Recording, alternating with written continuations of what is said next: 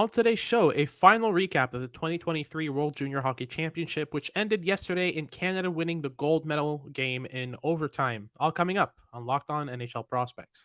You are Locked On NHL Prospects, part of the Locked On Podcast Network. Your team every day.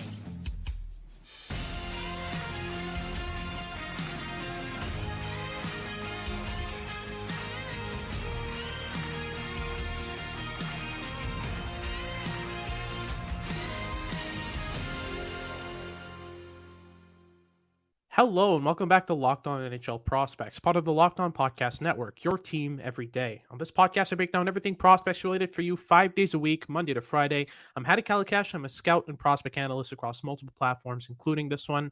And on today's episode, we'll be doing a final recap of the final day of action and just an overview of the tournament in general for the World Junior Hockey Championships edition of 2023. And we're going to start off with the gold medal game between Canada and Czechia and how that went down. We'll move on to the bronze medal game between USA and Sweden, an absolute barn burner. Can't wait to break that down for you. And then finally, we will be breaking down the overview of the best players from each team at these World Juniors and a first and second All-Star team.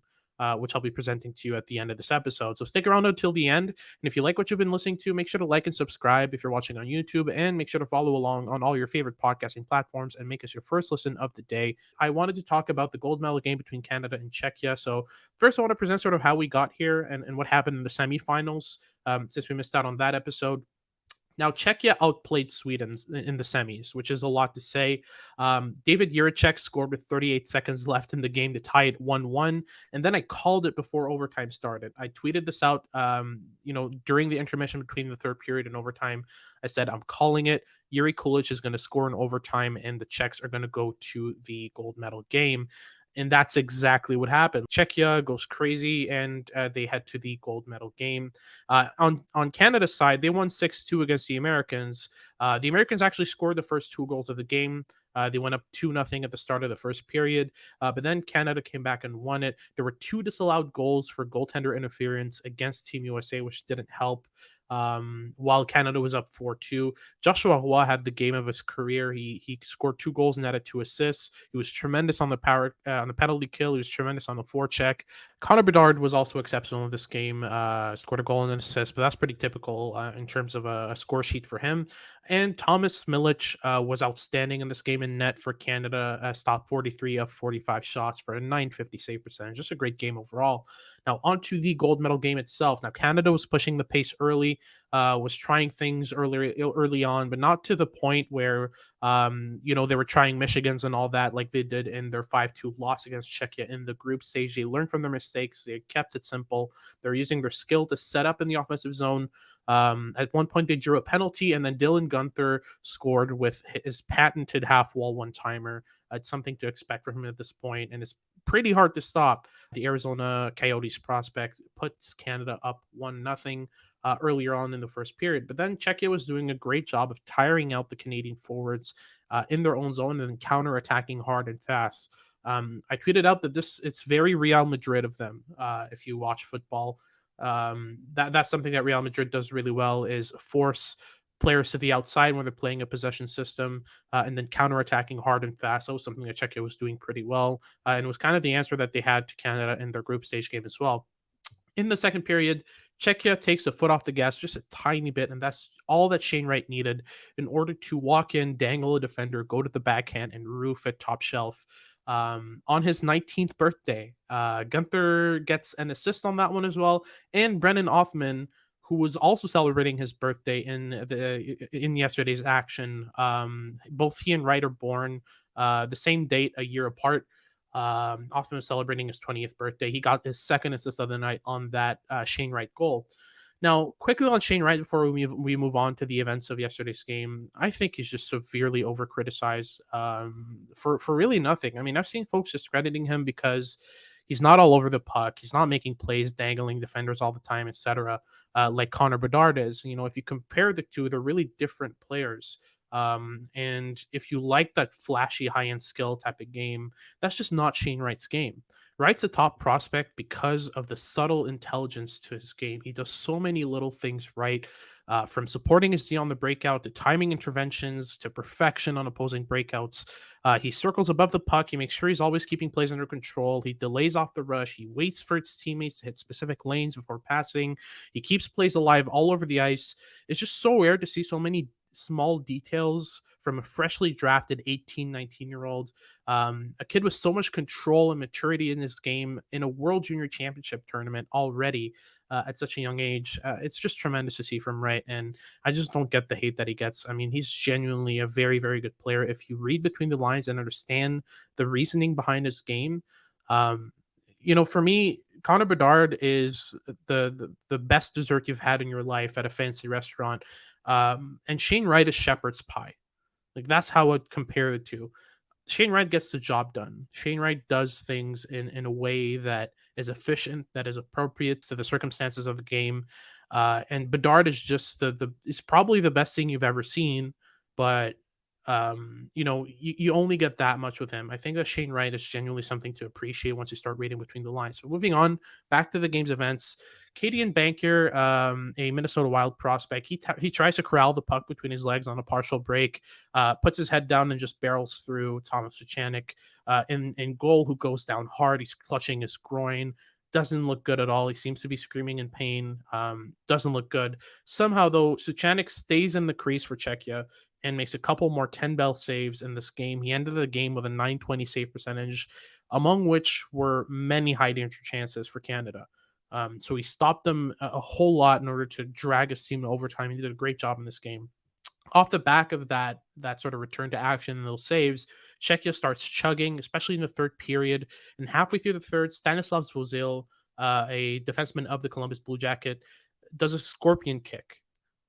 If you don't know what that is, look it up. It's a football move to keep the play onside. Then he finds Edward Chalet, who's a 2023 NHL draft eligible in the offensive zone. Chalet takes a hard shot. He hits it hard off the post, but Yuri Kulich is there to pad in the rebound into an open net, and it's 2-1 for Canada at that point. Now, Canada, all they have to do really is either hang on to the lead, play defensive hockey, play to their strengths, play simple, or they can push for a goal. But not even a minute later, they don't even have the time to sort of set up their playbook. Thomas Shamara puts a puck on net. Jakub Kosh in front of the net deflects it. It was going way wide, but it hit off Ethan Del Mastro's skate and went into the back of the net to tie the game 2-2 within a minute span for Czechia. That's all they needed. The puck trickles behind Thomas Milic. Game tied. That simple. Now both teams make a push. Both goalies play tremendously, but this game ends up going to overtime. Canada clearly had a plan to isolate defensemen one-on-one against Czechia and take advantage of the talent on the forward core, but they severely underestimated Czechia's D core, specifically Yuri Tihacek, who's a 5'9 defenseman who was playing on the first pair with David Jiricek. Tihacek stopped maybe 4 or 5 one-on-one rushes against the likes of Adam Fantilli, Logan Stankoven, Dylan Gunther, was doing tremendous work off the rush.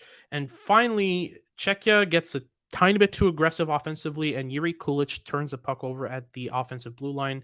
Brant Clark plays it up to Dylan Gunther, who has the 2-on-1 with Joshua Roy against Stanislav Svozil, who's the only defenseman back. Now, Joshua Roy takes the pass from Gunther. He outweights Stanislav Svozil, who's sliding along the ice. I don't recommend that at all. Passes back to Dylan Gunther, who only has to tap it in. And Canada comes away with this game and wins the gold medal in overtime. Now, the standouts on each side, in the game for Czechia, Thomas Suchanek was tremendous. Yuri Tihacek, as I mentioned, was exceptionally good. At one point, he completely neutralized Connor McDavid on an offensive rush in the third period. Yuri Kulich was good as well. Stanislav Svozil was good again. Matthias Shapovalov was someone who really impressed me in this game of the Vegas Golden Knights. And on Canada's side, the standouts in this game, Joshua Roy was tremendous.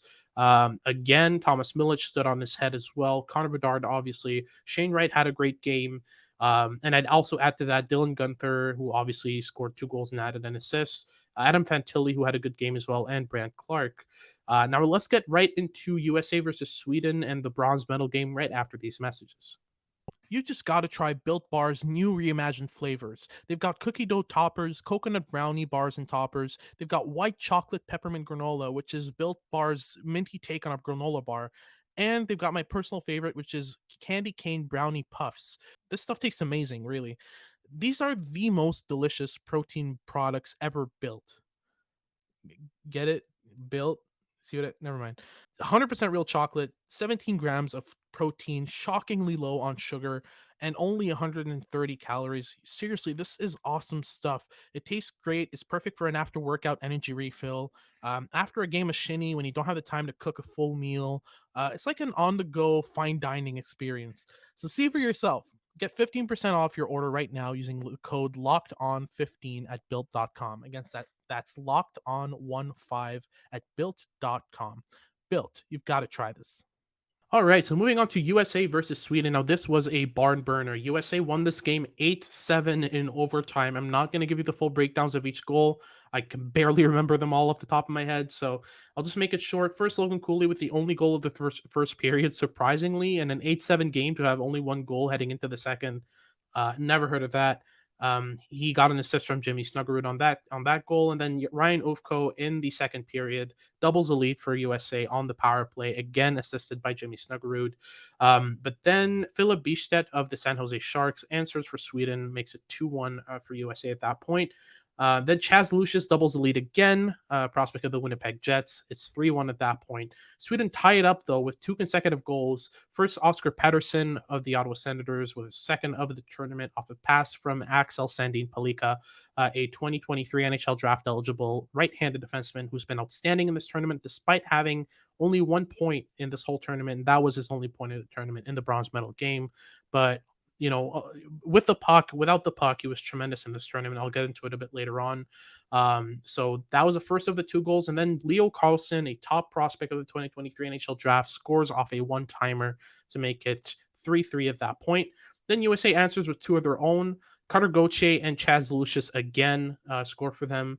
Then Sweden answers with 2 of their own as well. Milton Oscarsson off a pass from Leo Carlsson, who gets the second point of the game, and Liam Ögren of the Minnesota Wilds. He scores unassisted. It's 5-5 at that point. By the way, everything I just mentioned there, apart from that first Logan Cooley goal, all that happened in the second period. There were 9 goals in the second period, 5 for Sweden, 4 for USA. So it's 5-5 heading into the third.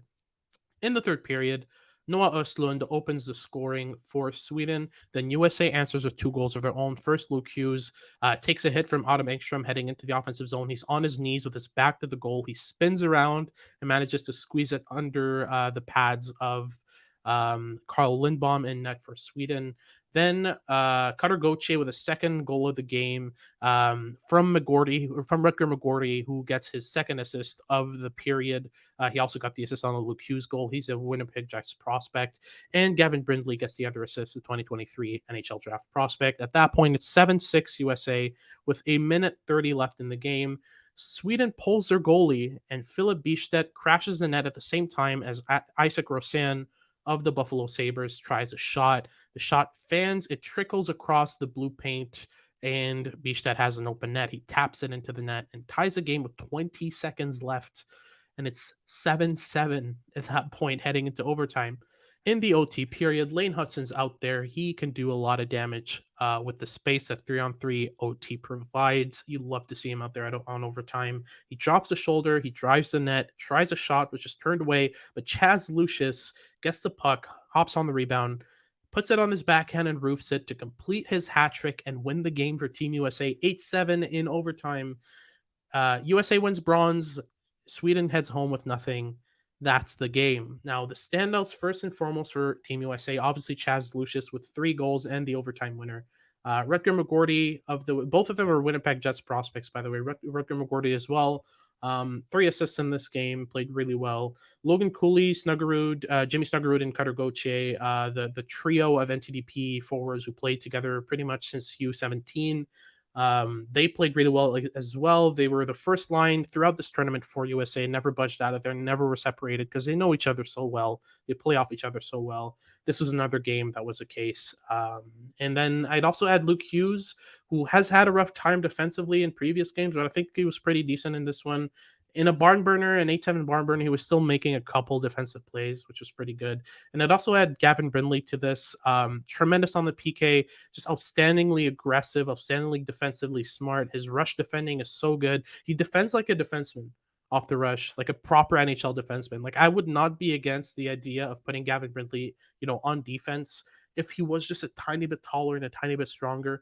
But at his build, the way I see him right now, I see him as a skillful but really defensively smart middle six or second line winger, potentially maybe even as a center he could work out.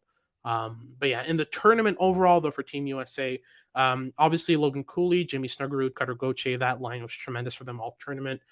Gavin Brindley as well was really good in this tournament. Ryan Ufko ended the tournament with 10 points in 7 games from the blue line for Team USA. Trey Augustine, despite allowing 5 goals on 14 shots, I believe, in the Sweden game before getting pulled, he was tremendous in the rest of the tournament for them. And I'd also add Sean Behrens to that, who, in my opinion, was the best defenseman on Team USA. Due to his defensive abilities, he was extremely hard to get around, extremely hard to beat off the rush, and was really aggressive in his own zone and defending his net. I thought he was tremendous in this tournament. The Colorado Avalanche prospect did really, really well with the time that was given to him on the ice. Moving on to Sweden, though, the standouts for them in this game specifically, Philip Bistedt was again very good for them. He's a San Jose Sharks prospect, a first-round pick from this past draft. Leo Carlson was exceptional in this game as well, 2023 NHL draft prospect. Ludwig Jansson of the Florida Panthers, he was good in this game. He was good all tournament. Isak Rosen had a really good game as well from the Buffalo Sabres, and Liam Ögren. I don't think this game gets to OT without him. He made some really good defensive plays and scored unassisted for his team. Just played really well overall. Now, in the tournament overall, Leo Carlson was one of the best players for Sweden in this tournament. Philip Bistedt as well. Ludwig Jansson, who I mentioned earlier as well, the Florida Panthers prospect, he was exceptional in this tournament. He ended the tournament with 10 points in 7 games as well. From that blue line, was really good offensively, activating a lot. Sweden's defense was really good. Honestly, they had Elias Pettersson as well of the Vancouver Canucks, who played really well from the back end, made a lot of really good defensive plays, especially off the rush. Same thing for Adam Engstrom of the Montreal Canadiens. And Carl Lindbaum, for me, was really, really good in this tournament. Did a lot of great things in net for them. Kept them in games that were really tight. I think he had 2, maybe 3 shutouts in this tournament overall.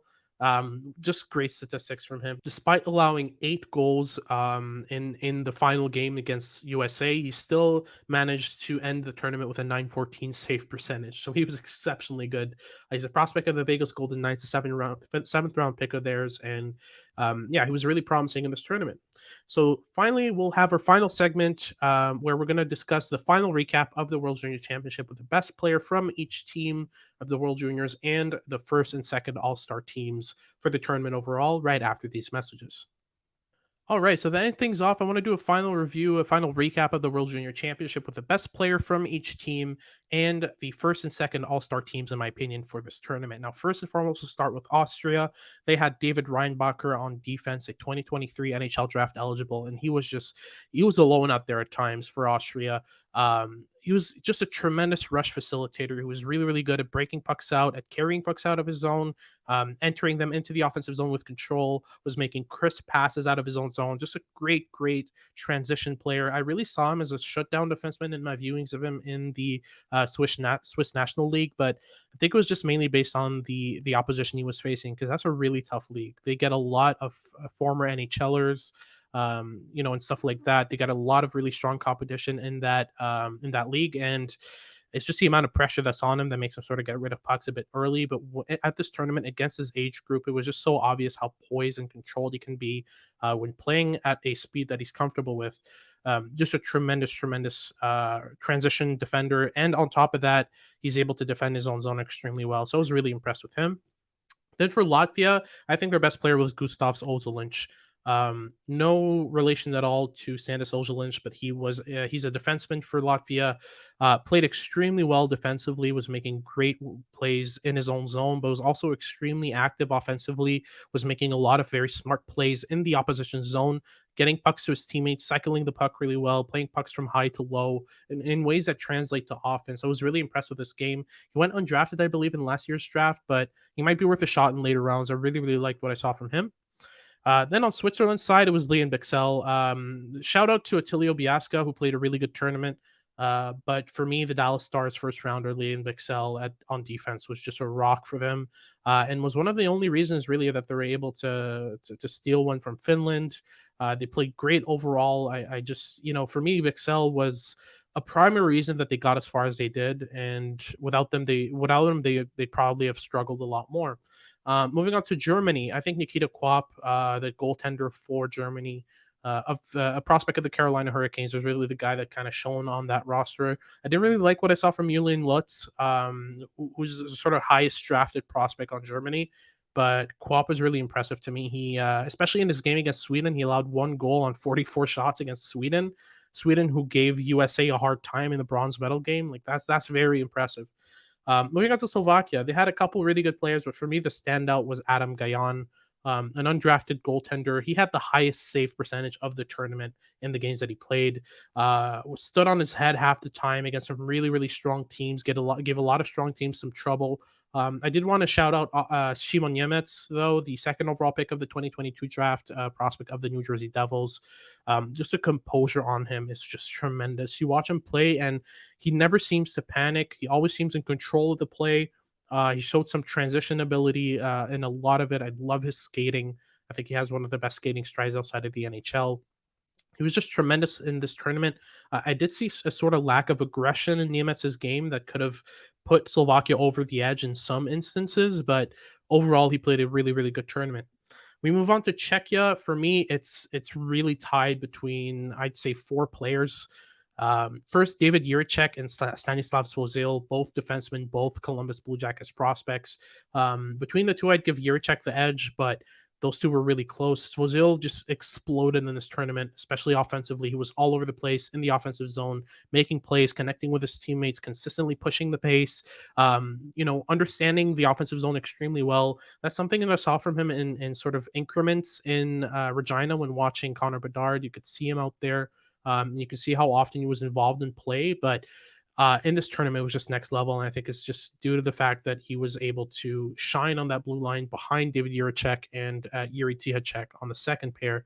Moving on as well, I really like Yuri Kulich's game from the Buffalo Sabres. Kulich, the pace on him is tremendous. He's just constantly pushing the pace, constantly getting around defenders, creating off the rush. He has a wicked shot. He's extremely solid defensively as well. Makes a lot of really good defensive plays, interceptions, all that. Was really impressed with him. And the other prospect who I think is in that conversation would be Thomas Suchanek. Suchanek, the netminder for Czechia. Suchanek ended the tournament with 4 assists as a netminder. And on top of that, he had the second best save percentage of the tournament at 934. Was standing on his head half the time. He was the main reason that Czechia was able to win against Canada. They were able to win against Sweden.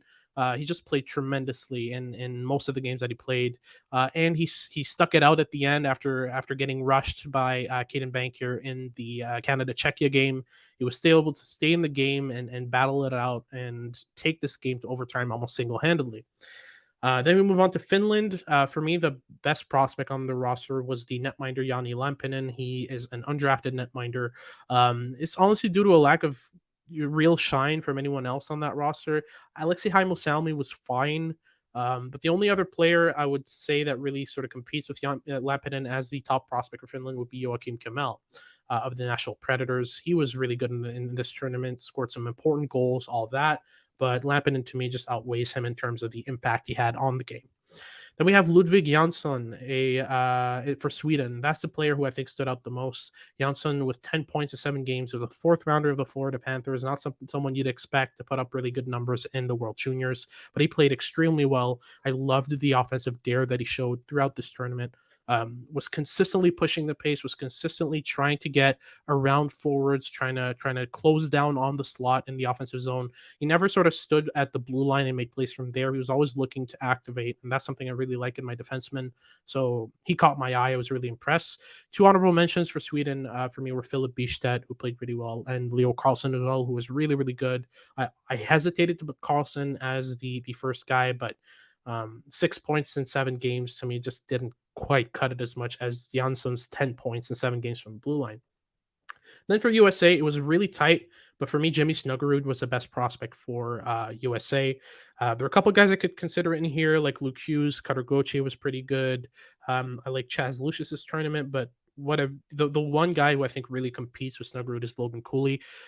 Those two were tied for me in this tournament. I just liked Snuggerud's overall impact and pro-ready game a lot more than what I saw from Logan Cooley, because Logan Cooley is all flash, all skill. I love that stuff. I think he's going to be a really skillful, really sort of productive offensive player.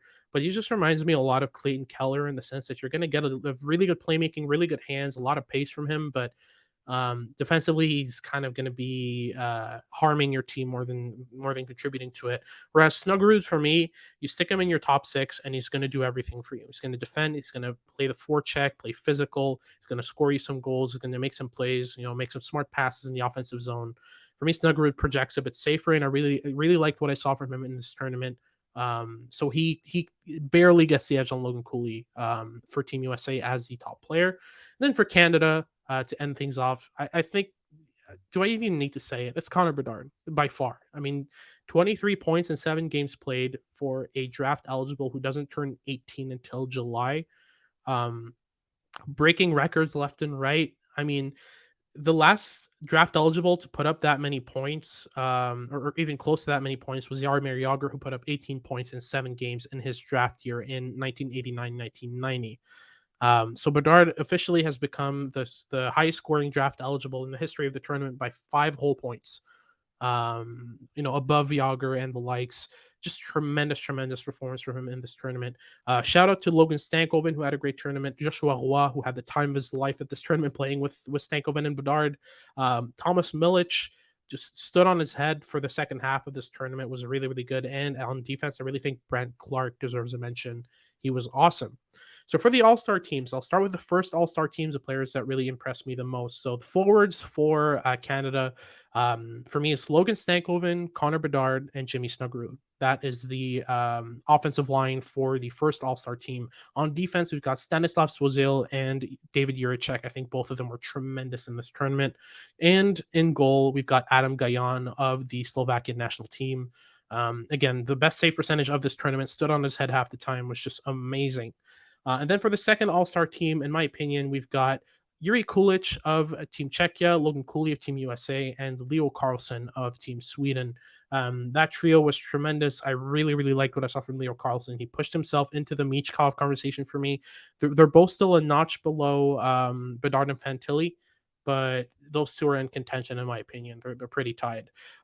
Cooley was amazing, just all over the place, making offensive plays like nobody else. And Yuri Kulich, with his pace, with his defensive ability, with his shooting, just tremendous. On defense, we've got Ludvig Jansson of Sweden and Brent Clark of Team Canada. Both of them played tremendously, played really good offensive hockey, and were decent enough in their own zone. And then in goal for the second All-Star team, we've got Thomas Suchanek of the Czech national team. So overall, a lot of Czechs in these two All-Star teams, which is really fun to see. But Canada really dominated, was tremendous in this tournament. And I was really impressed with what I saw from Ludvig Jansson. I'm looking forward to seeing more from him in the future, sort of reading into his game, seeing what's going on. But that's going to be it for today's episode. Thank you very much for listening all the way to the end. If you like what you've been watching, make sure to like and subscribe if you're watching on YouTube. And if you're listening on your favorite podcasting platform, make sure to make us your first listen of the day. For your second listen of the day, make sure to check out Locked On Sports Today. They're your best source for all your information on your favorite leagues. They'll keep you up to date. Now, this has been Locked On NHL Prospects with Hadi Kalakesh, and I hope you tune in next time.